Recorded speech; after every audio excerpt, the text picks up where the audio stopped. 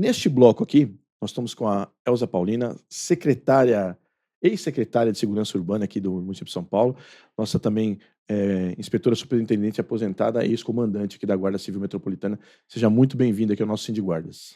Exatamente, Vilar. Eu agradeço a oportunidade, agradeço o fato de estar aqui batendo esse papo com vocês, aqui nesse espaço, considerando que a gente conversa sempre.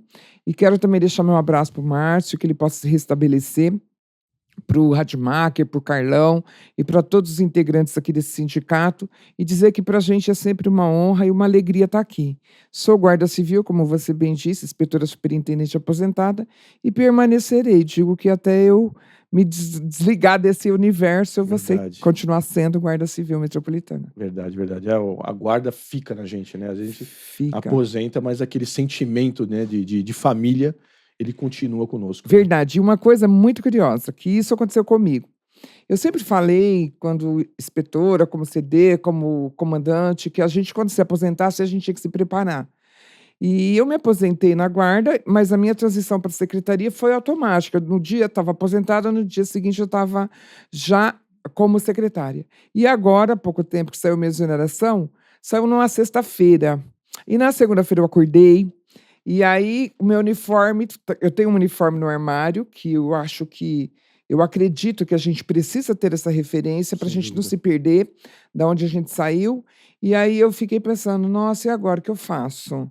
E você respira a guarda 24 horas por dia. A gente tem até que tomar cuidado com isso, né? Porque a gente precisa de algo fora dessa instituição, para a gente ter a nossa sanidade mental. Mas a gente, é isso mesmo que você falou, a guarda impregna na gente e não sai. E a gente ama, né? Então a gente aceita essa impregnação. E que coisa bonita, por exemplo, no 7 de setembro do ano passado, o desfile dos veteranos. Exatamente. Né? Nos enche de orgulho. Foi emocionante. Porque se a guarda hoje está muito melhor do que era no passado, nós temos que acreditar essas pessoas. Sim. Eles foram lá, foram os primeiros ali a fazer o alicerce do que é a Guarda Civil Metropolitana hoje. Lógico, a gente sempre fala para os terceiras classes, né? Vocês são o futuro da guarda. Exatamente. Né? Se preparem, né?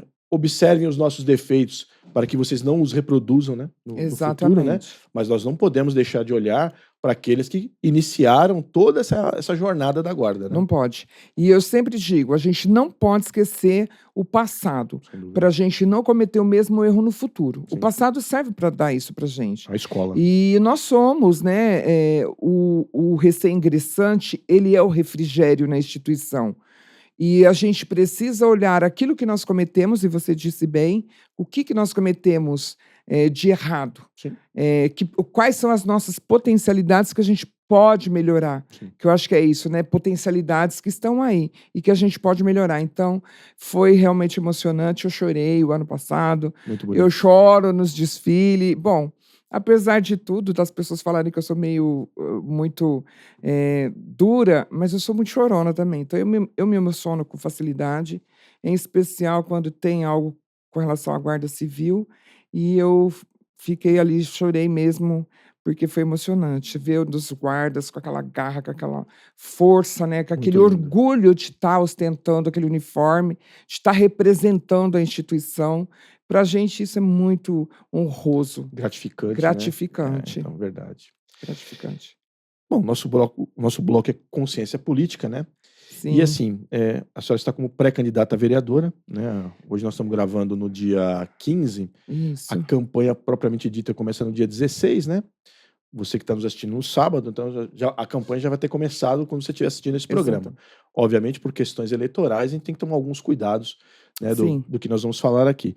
Mas o que eu queria conversar com a senhora é a importância para a nossa instituição, para os nossos policiais da Guarda Civil Metropolitana, de termos um vereador na Câmara, né, um vereador guarda. Lógico, a gente tem vereadores que gostam da guarda, tem vereadores que não gostam da guarda, normal, faz parte, né? Ninguém é unanimidade, né? Mas qual é a importância de nós termos um de nós efetivamente lá na Câmara Municipal? Eu posso fazer uma confissão para você? Confesse. Eu entrei na guarda em 86. Sim. Nos últimos 2 anos fui comandante. Então, todo esse período, 34 anos, eu dizia assim, eu não quero me envolver com política. Mas quando você começa a entender e a participar das questões da instituição, a gente já começa a pensar um pouco diferente. Como comandante, você começa a falar assim: poxa vida, a gente tem alguma uma condição aqui que a gente poderia potencializar se nós tivéssemos lá um representante direto. Sim. Representante a gente pode ter, mas direto nós não tínhamos, tivemos 2 ocasiões. Então, como secretária, eu falo: meu Deus, a gente precisa ter alguém na instituição que possa representar a instituição de maneira direta.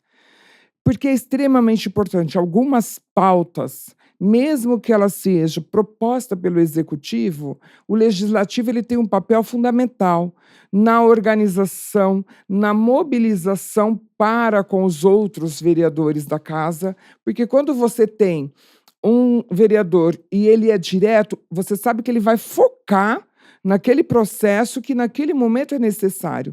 Então, essa mobilização política, ela deve existir, ela tem que existir. Inclusive, por mais que o executivo seja favorável, mas se o legislativo não tiver favorável, a gente demora demais para avançar com a questão. Então, o legislativo, esse papel é esse vereador que vai fazer. É essa mobilização dentro do legislativo, em conversas com o executivo, para que a gente possa avançar nos processos que a gente está, que são coisas que a gente precisa, as nossas demandas, né? Então é extremamente importante que a gente tenha um representante lá, um representante direto. É verdade, até porque assim, a gente vê, às vezes, em alguns julgados, que um juiz, ou seja, pressupõe que é uma pessoa que tem um altíssimo conhecimento na área jurídica, né? Às vezes dá um parecer ali lá no acórdão, a gente fala: não é possível, né? Esse cara ele não conhece a realidade. Não conhece. Ele não sabe exatamente o que está acontecendo lá na ponta da linha para dar essa, né? Alguns julgados nós tivemos lá de STJ e tudo, né? Falou assim: como é que o guarda tá lá na rua, tá assistindo o crime acontecer, ele vai deixar o crime acontecer? Porque fala: não, este crime tem correlação com a proteção de bens, serviços e instalações? Fala: pô, tá acontecendo um estupro ali, você não vai agir?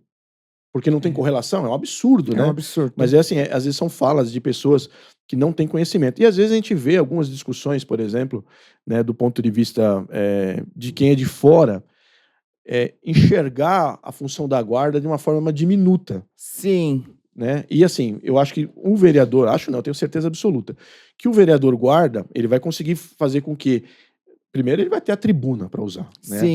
A liberdade e a imunidade de fazer uso das palavras, né? E fazer com que essas palavras cheguem para o povo. Exatamente. Porque o povo tem uma referência, né?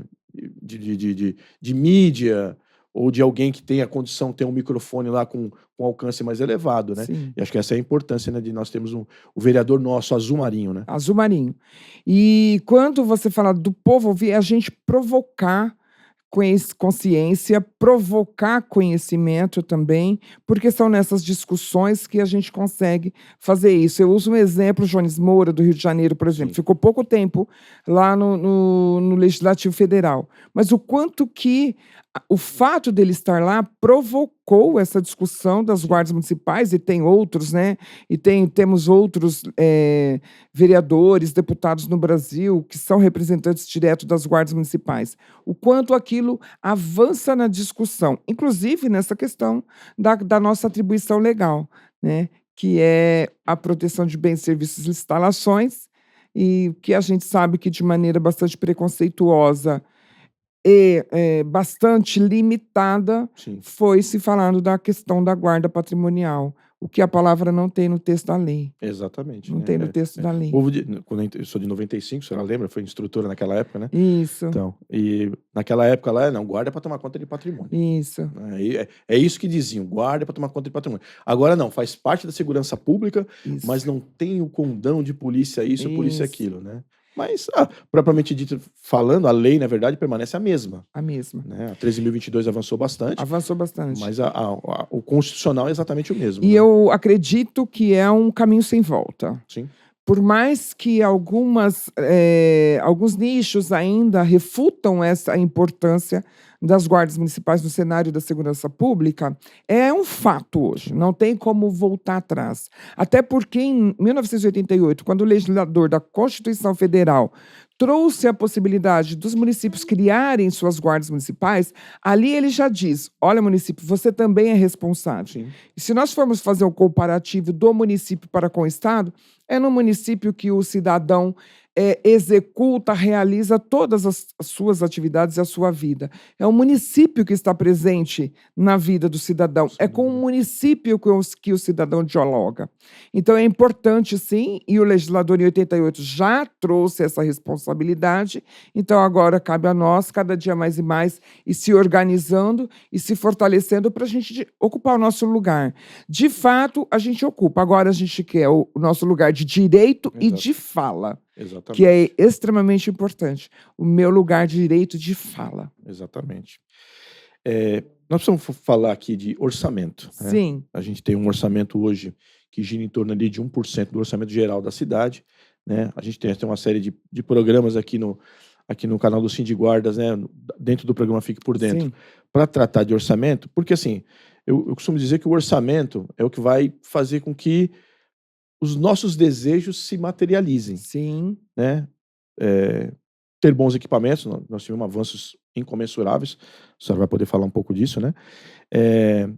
E de efetivo, né? Porque sem o dinheiro, né, o candidato a prefeito pode falar, olha, eu vou fazer isso aí quando ele chega lá no cara da fazenda, a fazenda fala, não dá não, porque não tem dinheiro para isso aí. Não, mas eu vou comprar um Titanic inteiro para a guarda. Não, mas não dá, o Titanic não dá, porque não cabe no orçamento, né?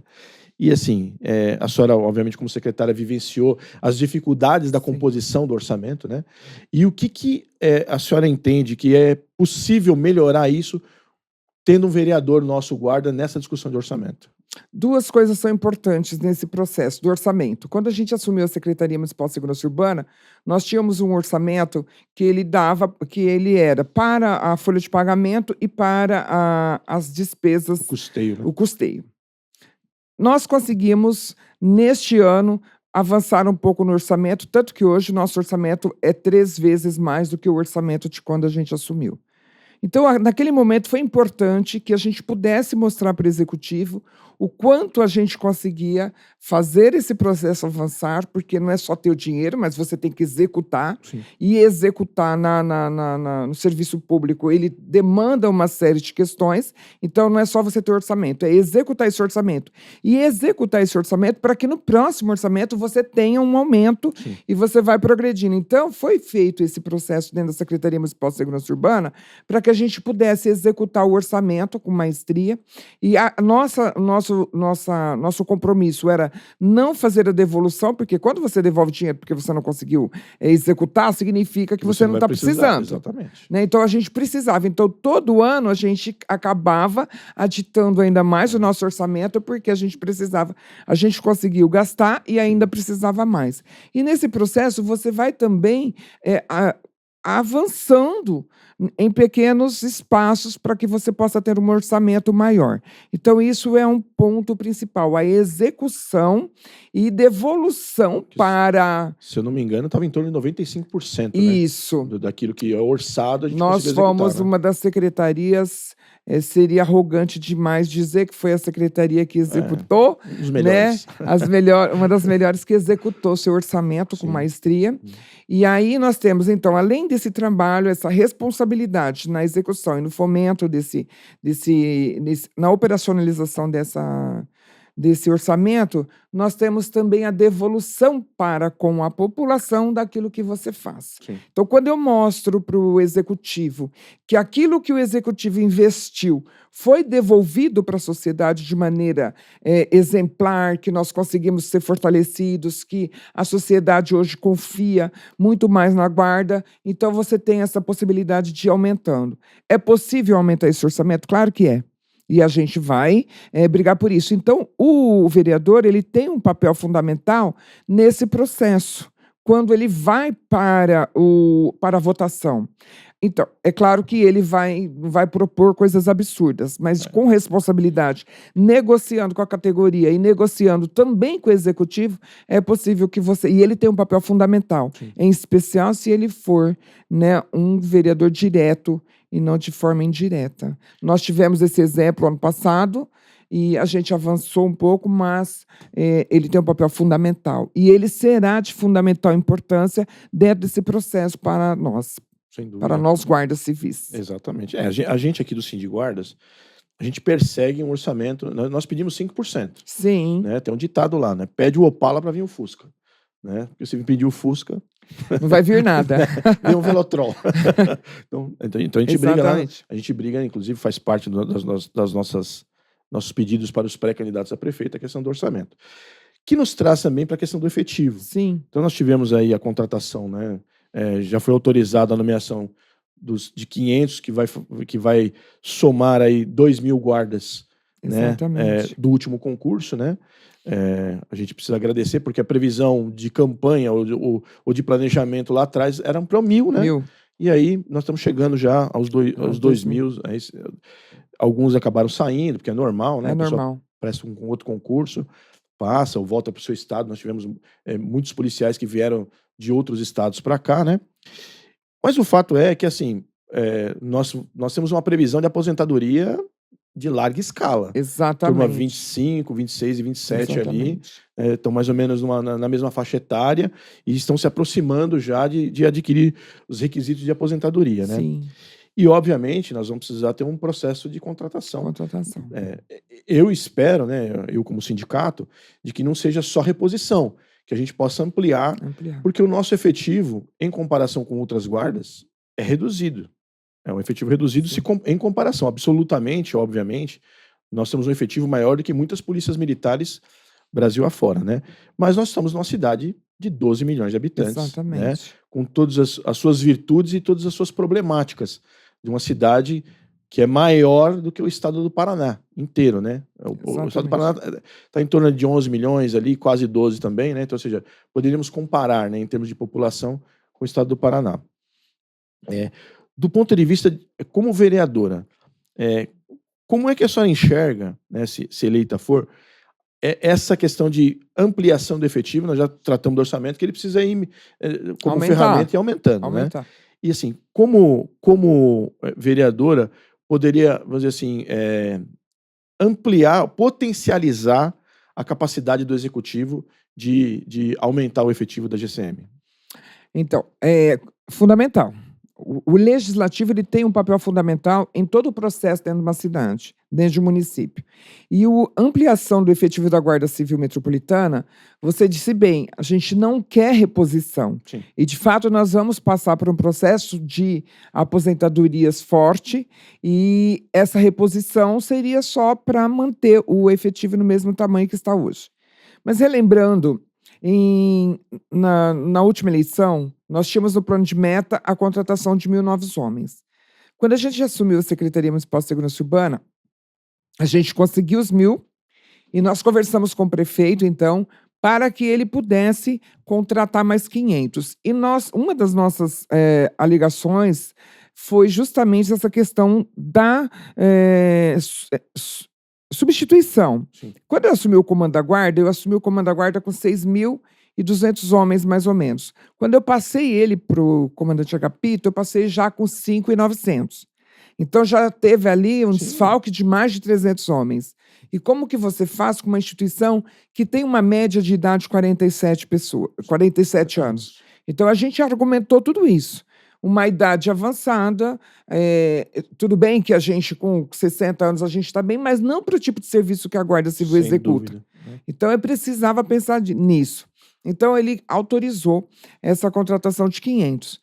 Autorizou a contratação de 500 e aí a resposta e o resultado que ele teve foi muito positivo, em especial com a população, porque a população abraçou, a população viu esse resultado da Guarda Civil na rua, aumentamos o nosso número de atendimento, da nossa presença, potencializamos inclusive a forma da gente atender, todo tipo de atendimento na rua, ocorrência policial, ocorrência, acompanhamento das subprefeituras em outras secretarias, mas o mais importante foi o fato da população entender e reconhecer que a Guarda tem um papel importante na segurança pública do município de São Paulo. Não tem argumento melhor do que esse. O reconhecimento da população. Contratou mais 500. Agora, claramente que a gente precisa continuar nesse processo. E o legislativo ele é extremamente importante, por quê?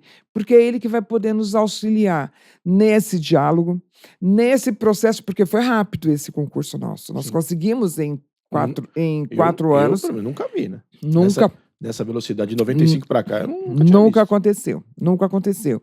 E o mais legal e o que deixa a gente muito feliz é que eles saíram, de fato, com equipamento, com uniforme, com viaturas. Agora está contratando mais viaturas, porque aumento efetivo você tem que aumentar a viatura. Sim. Aumento efetivo você tem que aumentar o armamento. Aumento efetivo você tem que reformar a unidade. Sim. Porque o nosso agente precisa de uma unidade digna também para ele. Então, o número de reformas que a gente fez e que a gente continua e que a administração vai entregar, nunca aconteceu isso na Guarda. Agora, claramente que a gente conseguiu fazer tudo, 100% melhorar, não, que não é possível. Mas que a gente conseguiu avançar. E esse papel que você relatou, esse diálogo que a gente teve e pretende continuar tendo, não independente, porque nós somos guardas, Vilar, e a gente tem que olhar para o bem da nossa instituição, a gente tem que olhar para o crescimento dela.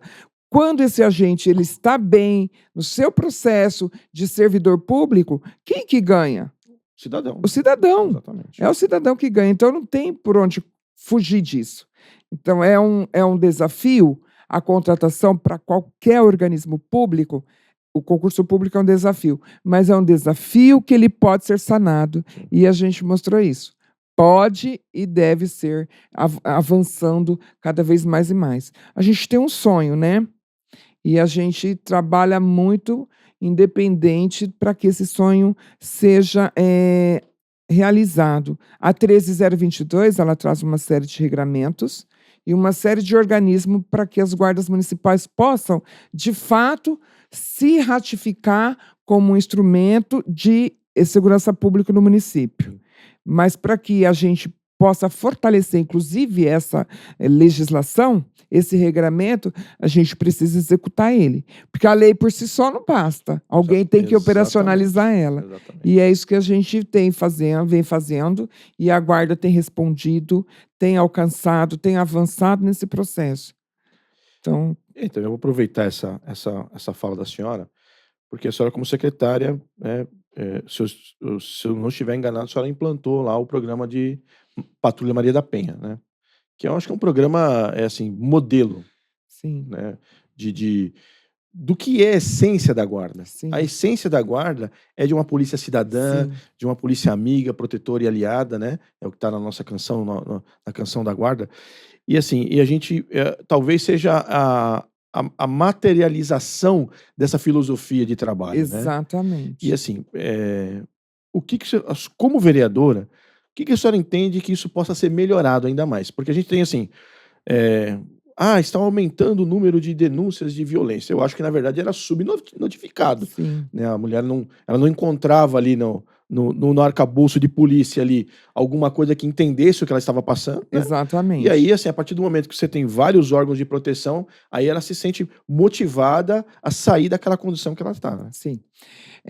Deixa eu só fazer uma correção. Eu não criei o programa Guardia Maria da Penha. O programa Guardia Maria da Penha foi criado em 2014, né? E numa parceria do Ministério Público, a Secretaria de Política para as Mulheres à época e a Secretaria Municipal de Segurança Urbana, Guarda Civil Metropolitana. Ela foi criada com 2 viaturas na região central da cidade. Então era para fazer ali a região central e para ver como que ia ser. Deu tanto certo, tão certo, que em 2019 para 2020, 2017 para 2018, eu fui, então, contratada pelo secretário à época para assumir o programa. Ele queria que eu potencializasse o programa. Ele falou assim, desde 2014 a gente continua com 2 viaturas, a gente precisa entender esse processo para que a gente possa avançar ou não com isso. Então, em 2018, a gente conseguiu, então, ampliar de 2 viaturas da região central para 9 viaturas em toda a cidade de São Paulo. 2 anos depois, a gente ampliou para 14 viaturas. E hoje a gente vai receber mais 10, né? Atualmente, até o final do ano, vai receber mais 10 viaturas para fazer essa questão do programa Guardia Maria da Penha. E foi criado também a Inspetoria de Defesa da Mulher, à época que eu assumi o Comando Geral da Guarda Civil. E você disse bem, o programa Guardia Maria da Penha, ele é um exemplo fidedigno de que o papel das guardas municipais, além do papel fiscalizatório, além do papel de policial, ele é prevenção. Nossas equipes, elas são especialistas no acolhimento humanizado e na escuta ativa. E nós somos referência no Brasil inteiro. Eu falei do programa Guardia Maria da Penha até em Madrid. Falei do programa Guardia Maria da Penha em Israel, quando eu fui. Falei do programa Guardia Maria da Penha na Argentina, porque ele é referência. E por que ele é referência?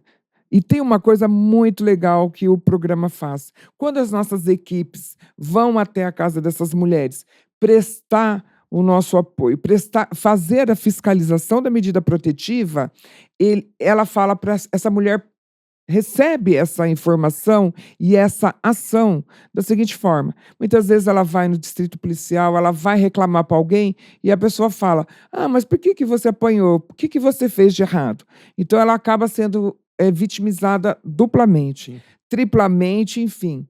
Quando nós vamos até a casa dela, ela fala assim: poxa vida, alguém está se preocupando comigo. Alguém veio até a minha casa ver como eu estou.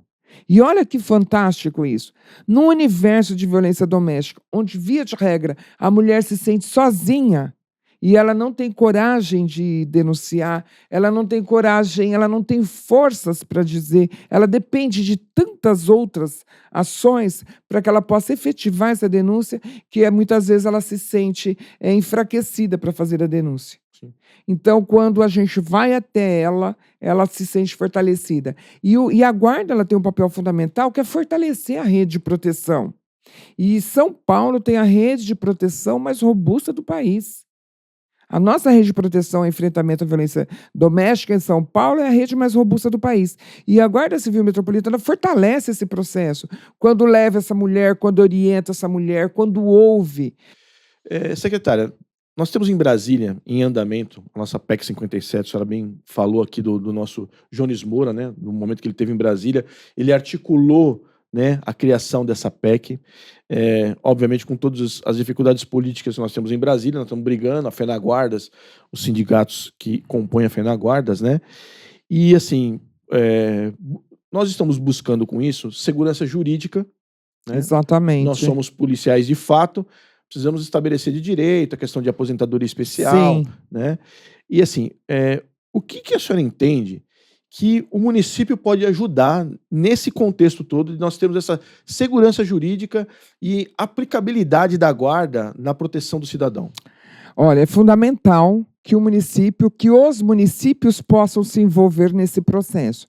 Para nós, a PEC 57, ela vai ser fundamental para que a gente possa, além da segurança jurídica, a questão da aposentadoria especial, também a gente possa, cada dia mais e mais, fortalecer não só a aplicabilidade e a operacionalidade do nosso serviço no território, mas também a minha evolução como agente da administração pública. Sim. E o meu papel, que uma coisa que a gente precisa fortalecer é a questão do nosso lugar de fala. Você falou do nosso lugar, os nossos direitos.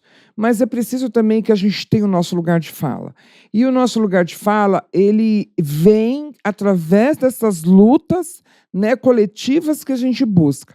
Eu dou um exemplo aqui bem factível, que a gente conhece muito bem, que é a FENAGuardas. Sim. A FENAGuardas tem um papel fundamental nesse processo, não só da PEC 57, mas tantos outros processos que foram realizados lá em Brasília.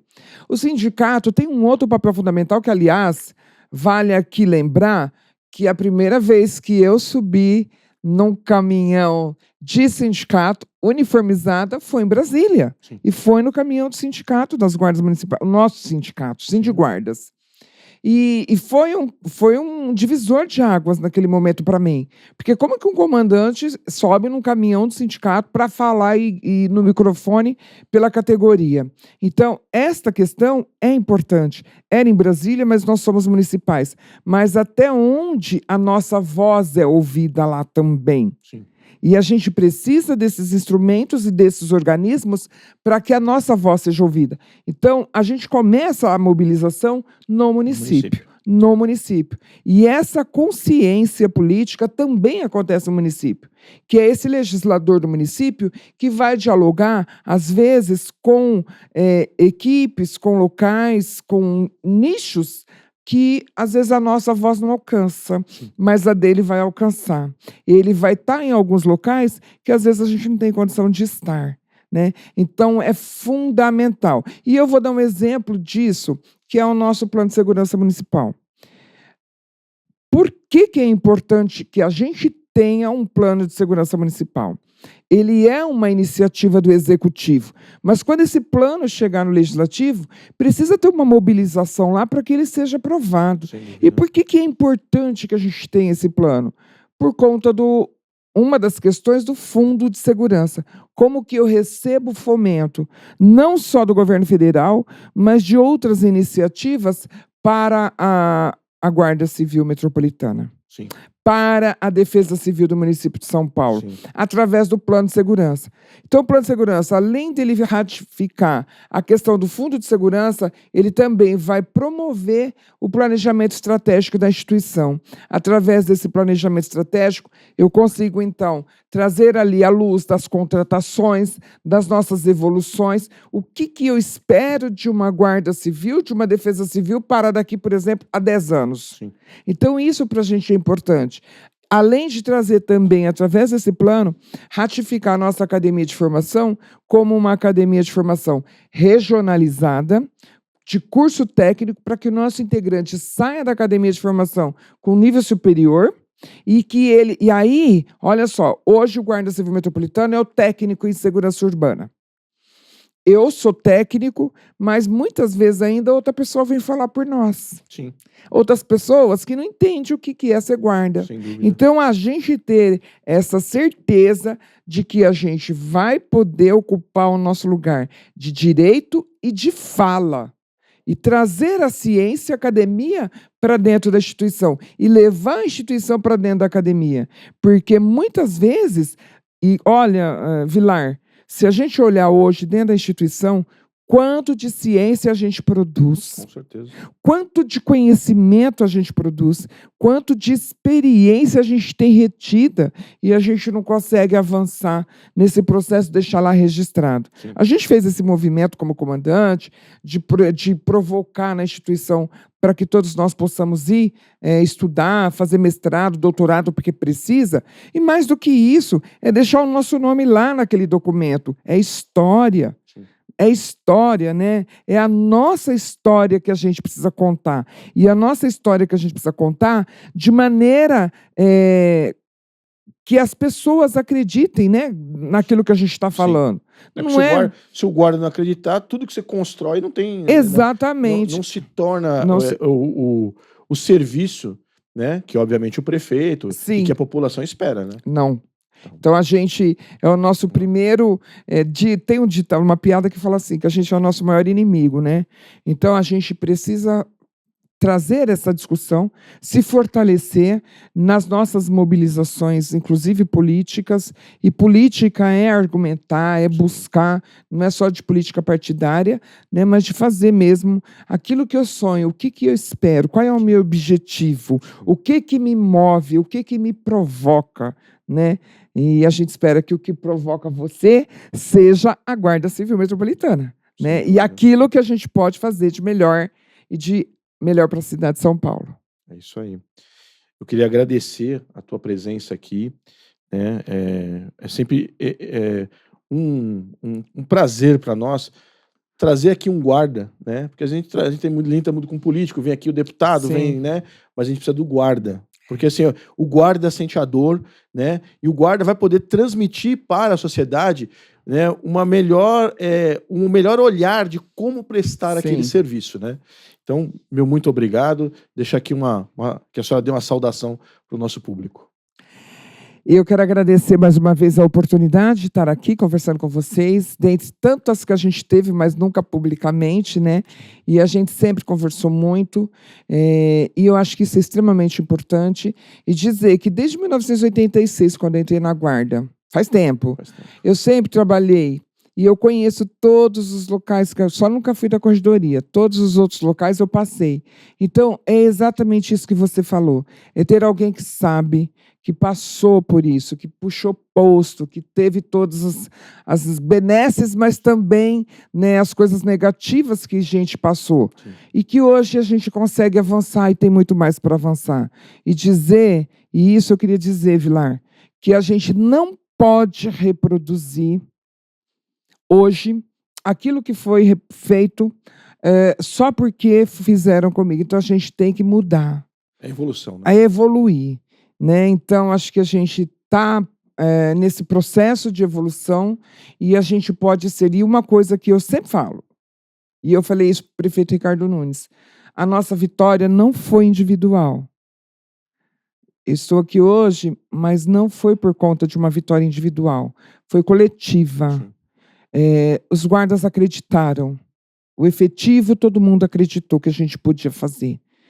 Vocês acreditaram, vocês estiveram com a gente, vocês conversaram com a gente, vocês argumentaram, vocês discordaram em vários momentos, né? Nem tudo são flores, mas a gente acreditou junto que a gente podia fazer. E o resultado está aí hoje. Uma Guarda Civil Metropolitana mais forte, mais coesa, mais honrada, mais respeitada, mais vista, mais falada.